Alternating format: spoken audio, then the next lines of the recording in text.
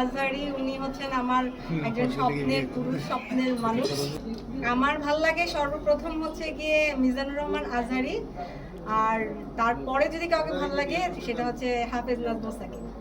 মিজানুর রহমান আজহারি উনি হচ্ছেন আমার একজন স্বপ্নের পুরুষ, স্বপ্নের মানুষ। তার প্রতি আমার অনেক মানে আমি ওনার মানে বয়ান বা ওনার কোনো কিছু আমি মিস করি না।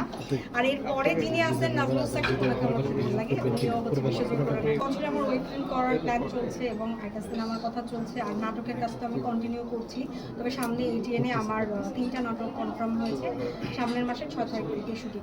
উনি ম্যারিড পারসন, ওনার প্রতি আমার সম্মান, ওনারে দিয়ে আমরা প্লিজ ভাইরাল করেন না। 4টা বিয়ে নিয়ম আছে ইসলামে। উনি খুব ভালো মানুষ। ওনার আসলে ওনার মতো এমন ভাই পাওয়াটা অনেক ভাগ্যের ব্যাপার। আমার আপন কোনো ভাই নেই। আমার ভাই হলে আমি আশা করবো যে ওনাকে মিজানুর রহমান আজহারির মতো করে হচ্ছে গিয়ে বানাতে হবে। আপু সর্বশেষ জানতে চাই, এবারে জন্মদিনের বিশেষ উপহার কোনটা আপনার জন্য? এবারের জন্মদিনের বিশেষ উপহার হচ্ছে গিয়ে ইন্ডিয়া থেকে আমার এক ফ্যান আমাকে এত সুন্দর একটা ওয়েবসাইট করে দিয়েছে। সেটা আমি আমার ফেসবুকের পিন পোস্টে দিয়ে রেখেছি, সবাই দেখে নিয়েন। এটা আমার লাইফের সবচেয়ে বেস্ট গিফট। এই গিফটটা আমি আসলে এইভাবে আশা করি না, যে একটা মানুষ কতটা আমাকে ফলো করলে সে আমি আমার ব্যাপারে কিছু জানি না, সে আমার ব্যাপারে সব জানে এবং সেটাই ওয়েবসাইটে সম্পূর্ণ কিছু তুলে ধরেছে। তো thank you so much Ajay Sharma.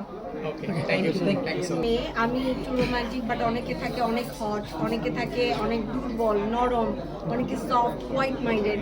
তো আসলে ধার্মিকের কোনো শেষ নেই। আমরা যত আমল করব ততই আমরা আরো বেশি মানে আমলদারি বা আমরা অনেক ধার্মিক হব।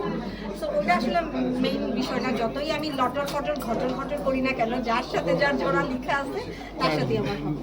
আর সেই চিন্তাধারা থেকে না, আমি সবসময় আমার মনের মতো করে চলি। আমার মন যেটা বলে আমি আমার মনকে প্রায়োরিটি দেই।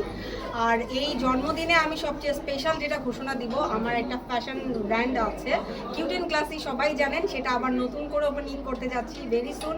নানুর সামনে অনেক দুষ্টামি করি, আর নানু আমাকে বলে, হ্যালো মাগি, জামাই বাড়ি গেলে এক উষ্টায় নিব আর এক উষ্টায় আবার দিয়া যাইব।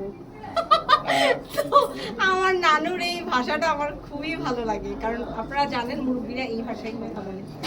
তো আমি আমার নানুকে আজকে আমার বার্থডেতে পেয়ে আমি অনেক খুশি, আলহামদুলিল্লাহ।